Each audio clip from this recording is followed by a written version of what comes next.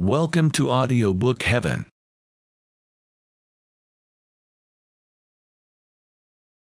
Section 9, Book the Ninth.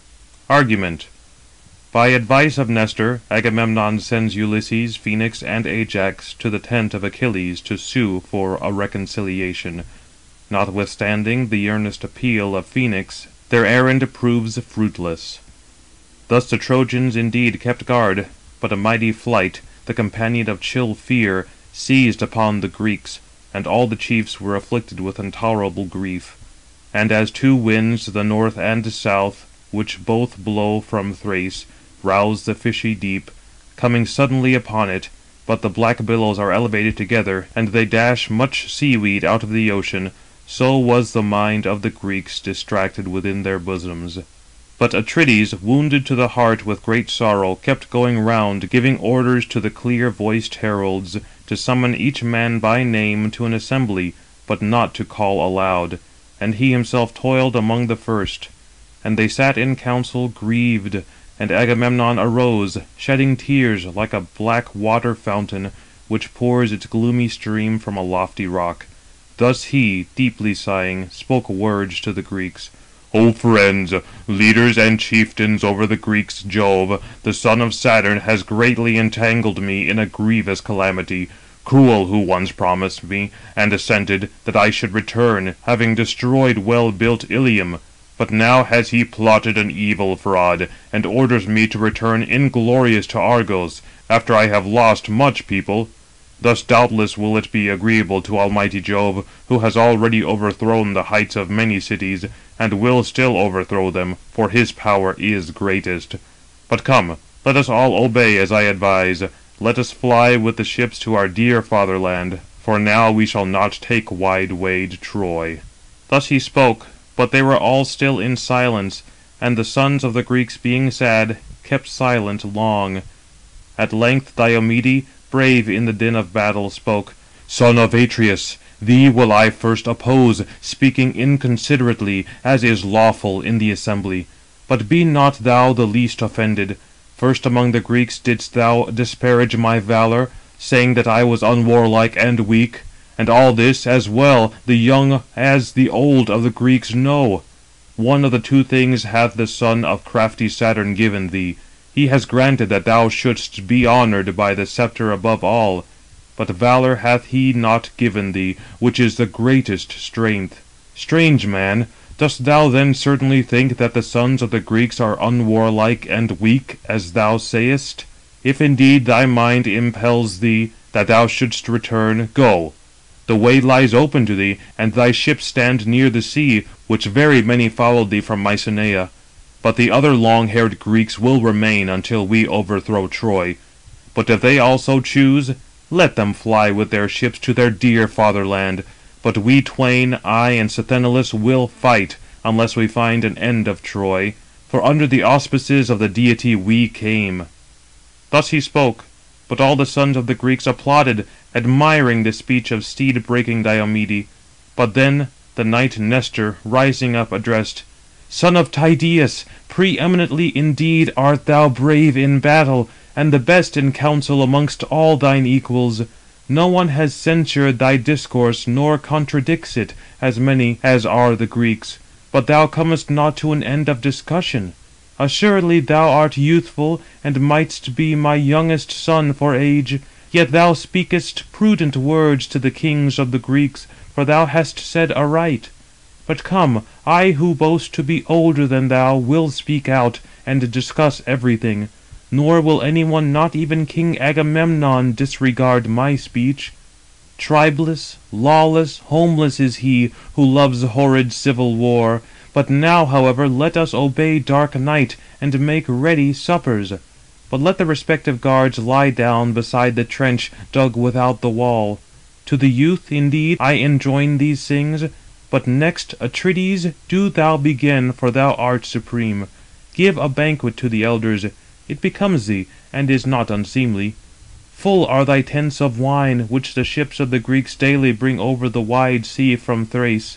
Thou hast every accommodation, and rulest over many people. But when many are assembled, do thou obey him who shall give the best advice. For there is great need of good and prudent advice to all the Greeks, since the enemy are burning many fires near the ships. And who can rejoice at these things? But this night will either ruin the army or preserve it." Thus he spoke, and they heard him very attentively, and obeyed. But the guards rushed forward with their arms, those around Thrasymedes, the son of Nestor, the shepherd of the people, Ascalaphus and Ialmenus, sons of Mars, Meriones, Apharius, and Depyrus, as well as the sons of Creon, noble Lycomedes. These were 7 leaders of the guards, and 100 youths marched along with each, holding long spears in their hands. Proceeding to the space between the trench and the wall, there they sat down, and there kindled a fire, and prepared each his supper. But Atrides conducted the assembled elders of the Greeks to his tent, and set before them a strength-recruiting banquet, and they laid their hands upon the viands placed before them. But when they had dismissed the desire of eating and drinking, to them first of all did aged Nestor, whose advice had previously appeared best, begin to interweave advice, who wisely counselling addressed them and said: "Most glorious Atrides, king of men, Agamemnon, with thee shall I end, and with thee shall I commence, since thou art a king of many nations, and Jove hath placed in thine hands both a sceptre and laws, that thou mayest consult for their advantage. Therefore is it necessary that thou in particular shouldst deliver and hear an opinion, and also accomplish that of another, when his mind urges any one to speak for the public good. But on thee will depend whatever it takes the lead. Yet will I speak as appears to me to be best, for no other person will propound a better opinion than that which I meditate, both of old and also now, from that period when thou, O nobly born, didst depart, carrying off the maid Briseis from the tent of the enraged Achilles, by no means according to my judgment, for I very strenuously dissuaded thee from it. But having yielded to thy haughty temper, thou didst dishonour the bravest hero, whom even the immortals have honoured. For taking away his reward, thou still retainest it. Yet even now let us deliberate how we may succeed in persuading him, appeasing him with agreeable gifts and soothing words." But him the king of men Agamemnon again addressed: "Old man, thou hast not falsely enumerated my errors. I have erred, nor do I myself deny it. That man indeed is equivalent to many troops, whom Jove loves in his heart, as now he hath honoured this man, and subdued the people of the Greeks. But since I erred, having yielded to my wayward disposition, I desire again to appease him, and to give him invaluable presents. Before you all will I enumerate the distinguished gifts, 7 tripods untouched by fire, and 10 talents of gold, and 20 shining cauldrons, and 12 stout steeds, victorious in the race, which have borne off prizes by their feet. No pauper would the man be, nor in want of precious gold, to whom as many prizes belong as these solid-hoofed steeds have brought to me. I will likewise give 7 beautiful Lesbian women, skilful in faultless works, whom I selected when he himself took well-inhabited Lesbos, who excel the race of women in beauty. These will I give him, and amongst them will be her whom then I took away, the daughter of Briseis. And I will swear moreover a mighty oath, that I never ascended her bed nor embraced her, as is the custom of human beings, of men and women. All these shall immediately be ready, and if moreover the gods grant that we destroy the city of Priam, let him fill his ships abundantly with gold and brass, entering in when we the Greeks divide the spoil. Let him also choose 20 Trojan women, who may be fairest next to Argive Helen.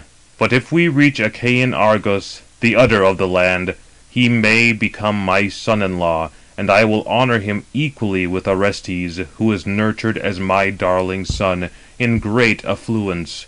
Now I have 3 daughters in my well-built palace, Chrysothemis, Laodice, and Iphianassa. Of these let him lead the beloved one, whichsoever he may choose, without marriage dower, to the house of Peleus. But I will give very many dowries, so many as no man ever yet gave to his daughter. I will, moreover, give him 7 well-inhabited cities, Cardamyle, Enope, and grassy Ira, glorious Pherea, with deep-pastured Anthea, fair Apaea, and vine-bearing Pedasses, which are all near the sea, the last towards sandy Pylus. But in them dwell men rich in flocks and herds, who will honour him like a god with gifts, and beneath his sceptre will pay rich tributes. These will I bestow upon him, ceasing from his anger. Let him be prevailed upon. Pluto indeed is implacable and inexorable, wherefore he is the most hateful of all the gods to men. Let him likewise yield to me, inasmuch as I am more kingly, and because I boast to be older than he." But him the Gerenian knight Nestor then answered: "Most glorious son of Atreus, king of men, Agamemnon, thou indeed offerest gifts by no means despicable to King Achilles. But come, let us urge chosen men, who may go with all speed to the tent of Achilles, the son of Peleus. Come then, these will I select, but let them obey. First of all indeed let Phoenix, dear to Jove, be the leader.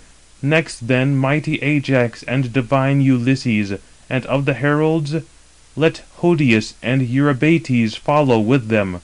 But bring water for the hands, and command to observe well-omened words, that we may supplicate Saturnian Jove, if perchance he will take pity." Thus he spake, and delivered an opinion agreeable to them all. Immediately indeed the heralds poured water upon their hands, and the youths crowned the goblets with wine. Then they distributed them to all, having poured the first of the wine into the cups. But when they had made libations, and drank them as much as their minds desired, they hastened from the tent of Agamemnon the son of Atreus. To them the Gerenian knight Nestor gave many charges, looking wistfully upon each, particularly upon Ulysses, that they should endeavour to persuade the blameless son of Peleus. They twain then went along to the shore of the loud-sounding sea, praying earnestly to earth-shaking Neptune, who encompasses the earth, that they might easily persuade the great mind of the grandson of Acus. But they came to the tents and ships of the Myrmidons, and they found him delighting his soul with the clear-toned harp, beautiful, curiously wrought, and upon it was a silver comb. This he had taken from amongst the spoils, having destroyed the city of Eetion. And with it he was delighting his soul, and singing the glorious deeds of heroes. Patroclus alone sat opposite to him in silence, waiting upon the descendant of Acus when he should cease to sing. Then they advanced farther, and divine Ulysses preceded. And they stood before him, whilst Achilles, astonished, leaped up with his lyre, quitting the seat where he had been sitting. In like manner Patroclus, when he beheld the heroes, arose, and swift-footed Achilles, taking them by the hand, addressed them: "Hail, warriors! Ye indeed have come as friends. Surely there is some great necessity when ye come, who are to me, although enraged, dearest of the Greeks." Thus having spoken, divine Achilles led them forward, and seated them upon couches and purple coverlets. Then straightway he addressed Patroclus, who was near: "Place a larger goblet, O son of Menœtius, mix purer wine, and prepare a cup for each, for men most dear to me are beneath my roof." Thus he spoke, and Patroclus obeyed his dear companion. But he, Achilles, placed in the flame of the fire a large dressing-block, and upon it he laid the chine of a sheep and of a fat goat, with the back of a fatted sow, abounding in fat. Automedon then held them for him, and noble Achilles cut them up, and divided them skilfully into small pieces, and transfixed them with spits, whilst the son of Menœtius, a godlike hero, kindled a large fire. But when the fire had burned away, and the flame grew languid, strewing the embers, he extended the spits over them, and sprinkled them with sacred salt, raising them up from the racks. But when he had dressed them, and had thrown them upon kitchen tables, Patroclus, taking bread, served it out upon the board in beautiful baskets, but Achilles distributed the flesh. But he himself sat opposite to noble Ulysses against the other wall, and ordered Patroclus his companion to sacrifice to the gods, and he accordingly cast the first morsels into the fire. And they stretched forth their hands to the prepared viands which lay before them. But when they had dismissed the desire of eating and drinking, Ajax nodded to Phoenix, but noble Ulysses observed it, and having filled his goblet with wine, he pledged Achilles. "Health, Achilles! We are not wanting of a complete feast, either in the tent of Agamemnon, son of Atreus, or even here also, for many strength-recruiting dainties are here, but the business of an agreeable feast is not our care. We, O thou Jove-nurtured one, contemplating it, rather dread a very great disaster, as it is a matter of doubt whether the well-benched ships be saved or destroyed, unless thou puttest on thy might. For near the ships and the wall the high-minded Trojans and their far-summoned allies have pitched their camp, kindling many fires throughout the host, and they say that they will no longer restrain themselves, but that they will fall upon our black vessels.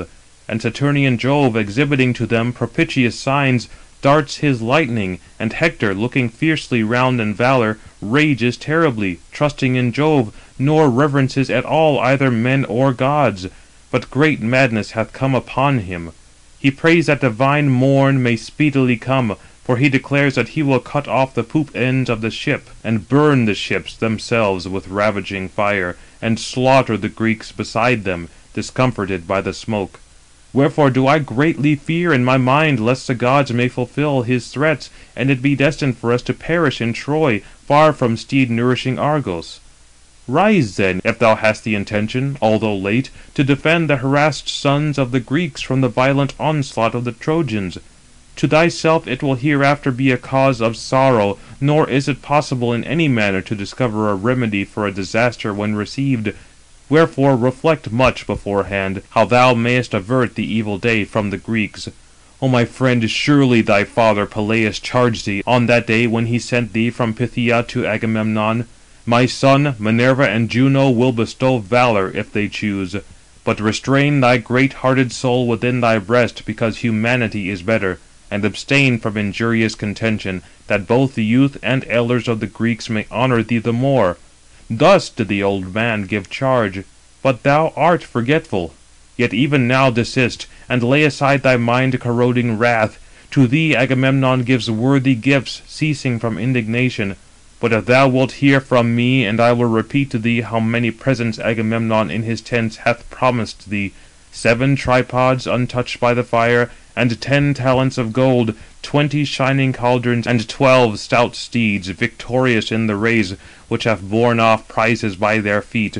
No pauper, nor in want of precious gold would that a man be to whom so many prizes belonged to the steeds of Agamemnon have borne off by their fleetness.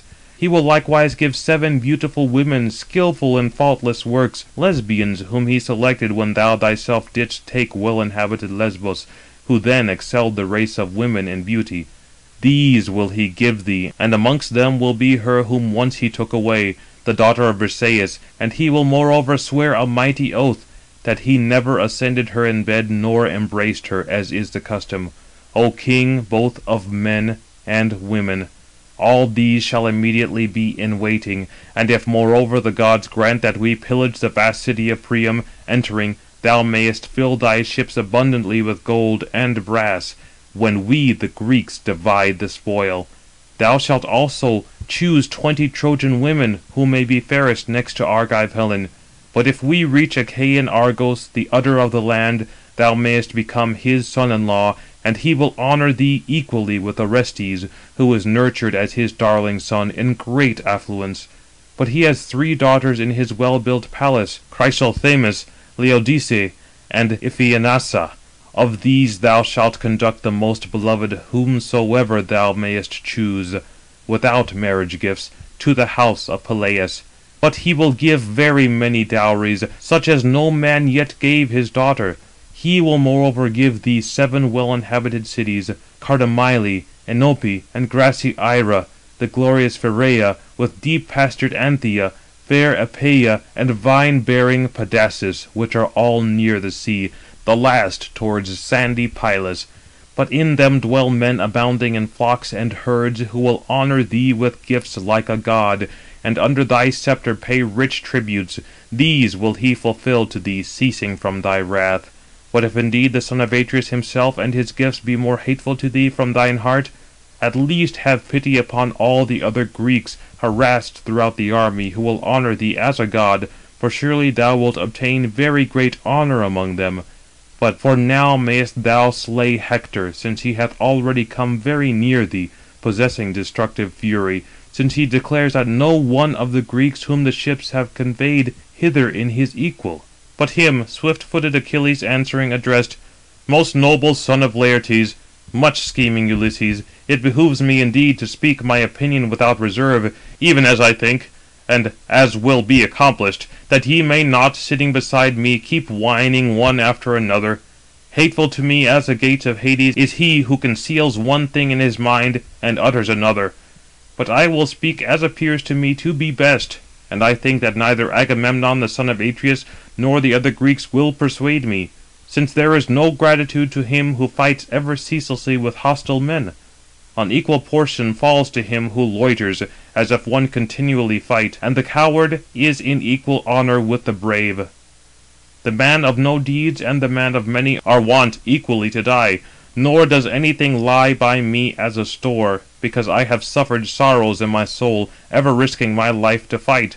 And as the bird brings food to her unfledged young when she hath found it, although she fares badly herself, so have I too spent many sleepless nights, and gone through bloody days in combat, fighting with heroes for their wives' sakes. 12 cities indeed of men have I wasted with my ships, and on foot I say 11 throughout the fertile Troad. From all these have I carried off many and precious spoils, and bearing them have given all to Agamemnon the son of Atreus, whilst he, remaining behind at the swift ships, receiving them, hath distributed but few, but retained many. To the chiefs and kings hath he given other prizes, to whom indeed they remain entire. But from me alone of the Greeks hath he taken it away, and he possesses my spouse, dear to my soul, with whom reclining let him delight himself. But why is it necessary that the Greeks wage war with the Trojans? Or from what necessity did the son of Atreus, assembling an army, lead it hither? Was it not on account of fair-haired Helen? Do the sons of Atreus alone of articulate-speaking men love their wives? Surely not, since whatever man is good and prudent loves and cherishes his spouse. Thus I too loved her from my soul, though the captive of my spear. And now, since he hath snatched my reward from my hands and deceived me, let him not make trial of me, already well informed, for he will not persuade me. But let him consider with thee, O Ulysses, and the other kings, how he may repel the hostile fire from the ships. Assuredly he has already accomplished many labours without me. He has already built a rampart, and drawn a trench broad and large beside it, and planted in it palisades, but not even thus can he restrain the might of man-slaughtering Hector. Whilst I indeed fought amongst the Greeks, Hector chose not to arouse the battle at a distance from the wall, but he came only as far as the Scaean gates and the beech tree. There once he awaited me alone, and with difficulty escaped my attack. But since I choose not to war with noble Hector, to-morrow, having performed sacrifices to Jove and all the gods, and having well laden my ships, when I shall have drawn them down to the sea, thou shalt behold, if thou wilt, and if such things be a care to thee, my ships early in the morn sailing upon the fishy Hellespont, and men within them eager for rowing. And if glorious Neptune grant but a prosperous voyage on the 3rd day, I shall surely reach fertile Phthia. Now there I have very many possessions, which I left coming hither to my loss. And I will carry hence other gold and ruddy brass, well-girdled women, and hoary iron, which I have obtained by lot. But the reward which he gave, King Agamemnon, the son of Atreus, hath himself insultingly taken from me. To whom do I tell all things as I charge thee, openly, that the other Greeks also may be indignant, if he, ever clad in impudence, still hope to deceive any of the Greeks. Nor let him dare, dog-like as he is, to look in my face. I will neither join in counsels nor in any action with him, for he hath already deceived and offended me. Nor shall he again overreach me with words. It is enough for him to do so once, but in quiet let him perish, for provident Jove hath deprived him of reason. Hateful to me are his gifts, and himself I value not a hair. Not if he were to give me 10 and 20 times as many gifts as he now has, and if others were to be added from any other quarter. nor as many as arrive at Orchomenus, or Egyptian Thebes, where numerous possessions are laid up in the mansions, and where are 100 gates, from each of which rush out 200 men with horses and chariots. Nor if he were to give me as many as are the sands and dust. Not even thus shall Agamemnon persuade my mind, until he indemnify me for all his mind-grieving insult. But I will not wed the daughter of Agamemnon, the son of Atreus, not if she were fit to contend in beauty with golden Venus, or were an equal in accomplishments to azure-eyed Minerva. Not even thus will I wed her. Let him then select another of the Greeks who may suit him, and who is more the king. For if the gods preserve me, and I reach home, then will Peleus himself hereafter bestow upon me a lady in marriage. There are many Grecian women throughout Hellas and Phthia, daughters of chieftains who defend the cities. Whomsoever of these I may choose, I will make my beloved wife. And there my generous soul very much desires that I, wedding a betrothed spouse, a fit partner of my bed, should enjoy the possessions which aged Peleus hath acquired. For not worth my life are all the treasures which they say the well-inhabited city Ilium possessed, whilst formerly at peace, before the sons of the Greeks arrived, nor all which the stony threshold of the archer Phoebus Apollo contains within it, in rocky Pytho. By plunder, oxen and fat sheep are to be procured, tripods are to be procured, and the yellow heads of steeds. But the life of man cannot be obtained nor seized, so as to return again when once it has passed the enclosure of the teeth. For my goddess mother, silver-footed Thetis, declares that double destinies lead me on to the end of death. If, on the other hand, remaining here, I wage war around the city of the Trojans, return is lost to me, but my glory will be immortal. But if, on the other hand, I return home to my dear fatherland, my excellent glory is lost, but my life will be lasting, nor will the end of death speedily seize upon me. And to others also would I give advice to sail home. For ye will not find an end of lofty Ilium, for far-sounding Jove hath stretched over it his hand, and the people have taken courage. But do ye, departing, bear back this message to the chiefs of the Greeks, for such is the office of ambassadors, that they devise within their minds some other better plan, which for them may preserve their ships and the army of the Greeks in the hollow barks. Since this which they have now devised is not expedient for them, while I cherish my wrath.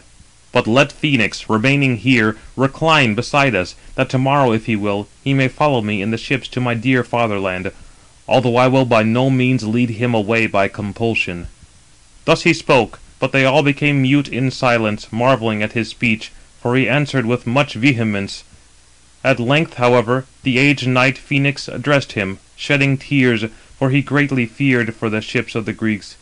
"If indeed, O illustrious Achilles, thou dost now meditate a return within thy mind, nor art at willing to repel the destructive fire from the swift ships, because indignation hath fallen upon thy soul, how then can I, my dear child, be left here alone by thee? For aged Peleus, the breaker of steeds, sent me forth with thee on that day, when he dispatched thee from Phthia to Agamemnon, a boy, not yet skilled either in equally destroying war, nor in councils, where men also become illustrious. On which account he sent me forth to teach thee all these things, that thou mightest become both an orator in words, and a performer in deeds. Thus then, my dear child, I wish not at length to be left by thee, not even if a god himself, having divested me of old age, should promise that he would render me a blooming youth, such as I was when first I quitted fair damed Hellas, flying the contingents of my father Amintor, son of Ormenus, who was enraged with me on account of a fair-haired concubine whom he himself loved, but dishonoured his wife, my mother. But she continually would embrace my knees in supplication that I first should have connexion with the concubine, that she might loathe the old man. Her I obeyed, and did so, but my father immediately perceiving it, uttered many execrations, and invoked the hateful Erinus, that no dear son, sprung from me, should ever be placed upon his knees, and the gods ratified his execrations, both infernal Jove and dread Proserpine. Then my soul within my mind could no longer endure that I should sojourn in the palace whilst my father was enraged. My friends indeed and relations, being much about me, detained me there within the halls, entreating me to stay. Many fat sheep and stamping-footed, crooked-horned oxen they slaughtered.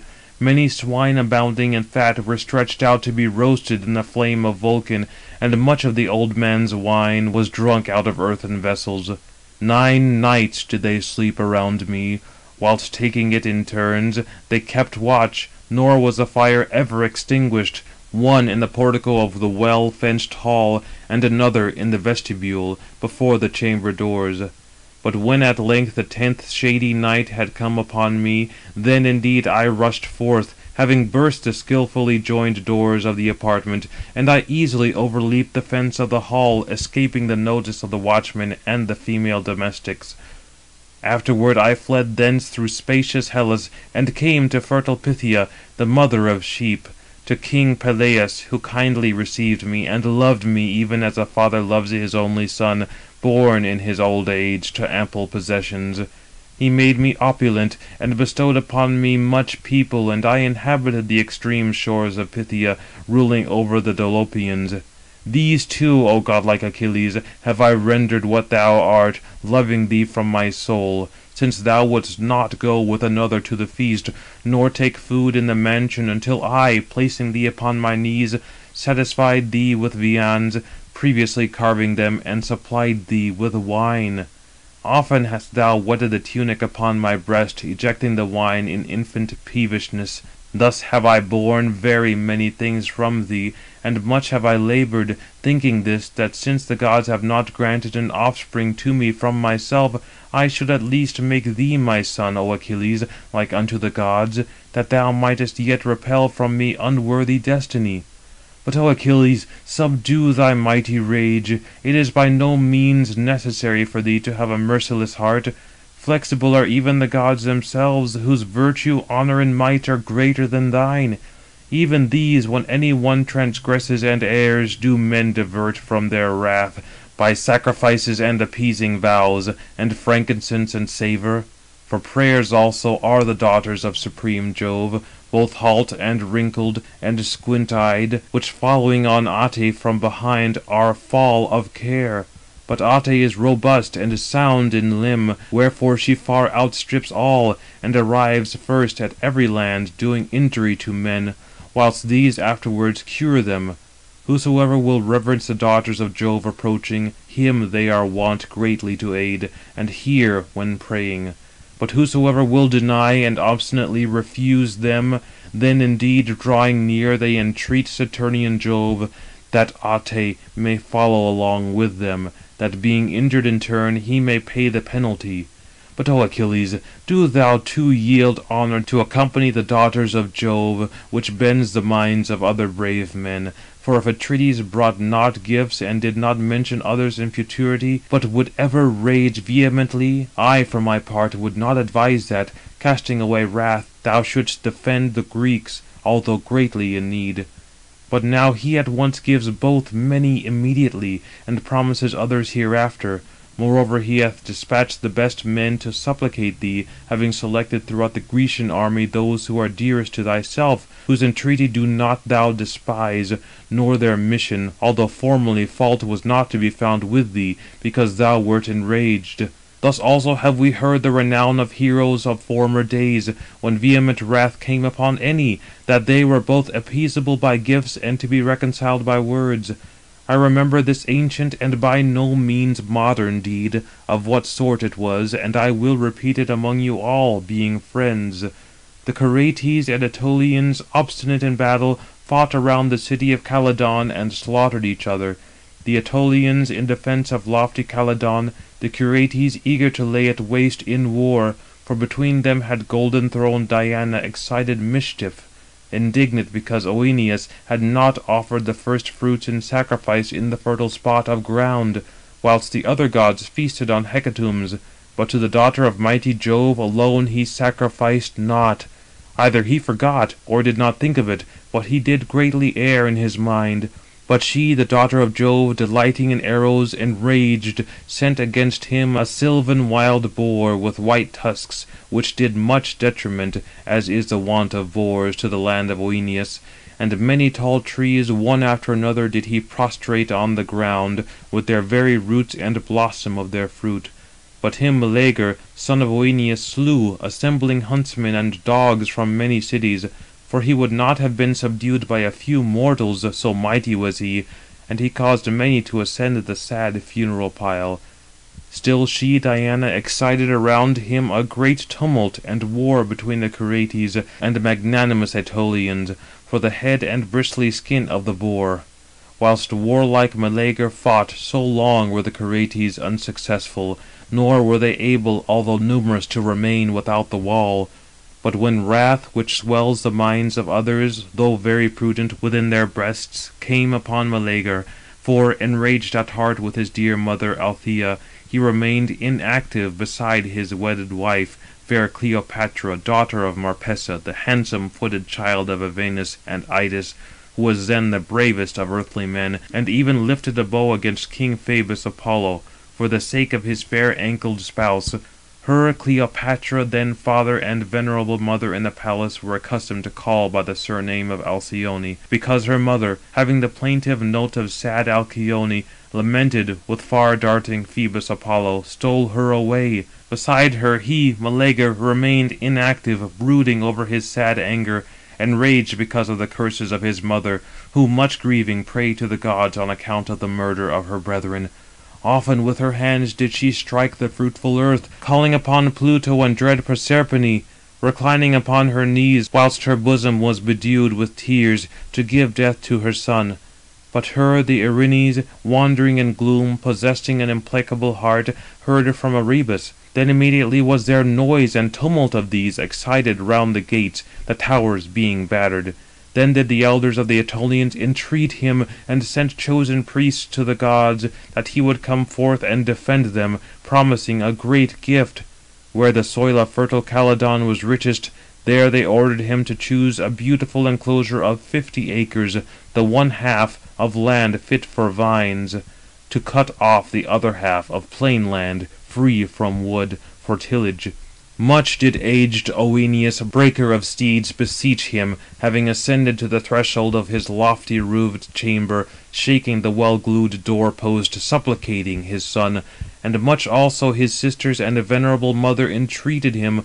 But he the more refused, and much prayed the companions who were dearest and most friendly of all. But not even thus did they persuade the soul within his breast, until his chamber was violently assailed, and the Curetes were in the act of scaling the ramparts, and firing the great city. Then indeed at length his fair-girdled spouse, weeping, supplicated Meleager, and recounted all the disasters, as many as happen to men whose city may be taken. In the first place they slay the men, whilst fire reduces the city to ashes, and others carry off the children and deep-zoned women. Then was his soul disturbed when he heard of evil deeds, and he hasted to go out and gird the all-glittering armour around his body. Thus he repelled the evil day from the Aetolians, yielding to his own inclination. But they did not make good to him the many and pleasing gifts, but he nevertheless warded off evil. But revolve not such things within thy mind, O my friend, nor let the deity thus turn thee, since it would be more dishonourable to assist the ships when already set on fire. Rather come for the gifts, for the Greeks will honour thee equally with a god. If again without gifts thou enter the man-destroying battle, thou wilt not receive equal honour, although warding off the war. But him swift-footed Achilles answering addressed, Phoenix, respected father, old man, Jove nurtured to me, there is no need of this honour, for I conceive that I have been honoured by the best of Jove, which will detain me at the crooked ships whilst breath remains in my bosom, and my knees have the power of motion. But I will tell thee something else, and do thou revolve it in thy mind. Disturb not my soul, weeping and lamenting, gratifying the hero Atrides. It is not at all necessary that thou love him, that thou mayest not be hated by me, who love thee. It is proper for thee with me to give annoyance to him who hath annoyed me. Rule equally with me, and receive my honour in half. These will bear back my message. But do thou, remaining here, recline upon the soft bed, and with morn appearing, let us consult whether we shall return to our native land, or remain. He said, and in silence nodded to Patroclus from beneath his brows, that he should strew a thick bed for Phoenix, whilst they were meditating to withdraw as quickly as possible from the tent. But them godlike Telamonian Ajax addressed: "O Jove-born son of Laertes, crafty Ulysses, let us go, for the object of our address appears not to me to be attainable, in this way at least, and we must report the message to the Greeks with all haste, although it be not good. They now sit expecting us, but Achilles stores up within his breast a fierce and haughty soul, unyielding, nor does he regard the friendship of his companions, with which we have honoured him at the ships beyond others. Merciless one! And truly some one hath accepted compensation even for a brother's death, or his own son slain, whilst the murderer remained at home among his people, having paid many expiations. And the mind and noble soul of the other is appeased upon his having received compensation. But in thy breast the gods have put an unyielding and evil mind, for the sake of a maid only, whereas we now offer thee 7 far excelling and many other gifts beside them. Do thou then assume a propitious disposition, and have respect to thy house, for we are guests beneath thy roof from the multitude of the Greeks, and desire to be most dear and friendly to thee, beyond all the Achaeans, as many as they are." But him swift-footed Achilles answering addressed: "Most noble Ajax, son of Telamon, chief of the people, thou appearest to me to have said all this from thy soul, yet does my heart swell with indignation as often as I recollect those things, how the son of Atreus hath rendered me dishonoured among the Greeks, as if it were some contemptible stranger. But go ye, and carry back my message, for I shall not think of bloody war, before the son of warlike Priam, noble Hector, slaughtering the Greeks, shall reach the ships of the Myrmidons, and burn the ships with fire. But about my tent and black ship, however, I think that Hector, although eager, will desist from combat." Thus he spake, but they each having seized a double goblet, having made libations, went back by the side of the fleet, and Ulysses led the way. But Patroclus gave orders to his companions and female domestics to strew with all haste a thick couch for Phoenix, and they, obedient, spread a bed as he desired, sheepskins, coverlets, and the fine fabric of flax. There lay the old man, and awaited heavenly morn. But Achilles slept in the recesses of his well-made tent, and beside him lay a lady, fair-cheeked Diomede, daughter of Phorbas, whom he had brought from Lesbos. And Patroclus on the other side reclined, and by him also lay fair-waisted Iphis, whom noble Achilles gave him, having taken lofty Scyros, a city of Aeneas. But when they were within the tents of Atrides, the son of the Greeks, rising one after another, received with them the golden cups, and interrogated thus. At first the king of men Agamemnon inquired: "Come, tell me, O Ulysses, much praised, great glory of the Greeks, whether does he wish to ward off the hostile fire from the ships, or has he refused, and does wrath still possess his haughty soul?" But him much enduring noble Ulysses then addressed: "Most glorious son of Atreus, Agamemnon, king of men, he wills not to extinguish his wrath, but is the more filled with anger, and despises thee as well as thy gifts. He bids thee thyself consult with the Greeks in what manner thou mayest preserve both the ships and the army of the Greeks, but has himself threatened, that with the rising dawn he will launch into the main his well-benched, equally plied vessels. And he has declared that he would advise others also to sail home, since ye will not now effect the destruction of lofty Ilium. For far-resounding Jove hath greatly stretched forth his hand over it, and the people have taken courage." Thus he spoke, and here are these who followed me, Ajax and the 2 heralds, both prudent men, to tell these things. But aged Phoenix hath lain down there, for thus he ordered, that in the morning, if he chose, he might follow him in the ships to his dear fatherland, but he will by no means carry him off against his will. Thus he spake, and they all became mute in silence, marvelling at his speech, for he harangued with great vehemence. Long were the sorrowing sons of the Greeks mute, till at length Diomede, valiant in the din of battle, addressed him: "Most glorious son of Atreus, king of men Agamemnon, would that thou hadst not supplicated the illustrious son of Peleus, offering countless gifts, for he is haughty even otherwise. Now again hast thou excited him much more to insolence. Let us however leave him alone, whether he go or remain, for he will fight again at that time when his mind within his breast urges, and the deity incites him. But come, let us all obey as I shall advise. Go now to rest, having satisfied your hearts with food and wine, for this is force and vigour. But when fair rosy-fingered morn has shone forth, draw up the infantry and cavalry with all haste before the ships, cheering them, and do thou thyself likewise fight in the foremost ranks." Thus he spake, but all the kings approved, admiring the speech of Diomede, the breaker of steeds. Having then offered libations, they departed each to his tent. There they lay due to rest, and enjoyed the boon of sleep. End of Book the Ninth, read by Stephen Carney.